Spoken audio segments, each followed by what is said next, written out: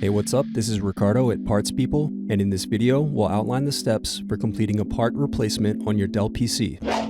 Visit our website and use this coupon for a 5% off discount.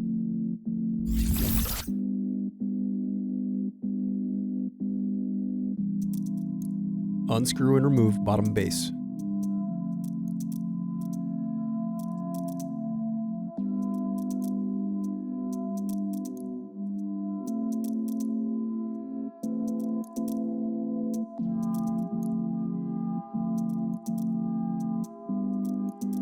Now unscrew and remove battery.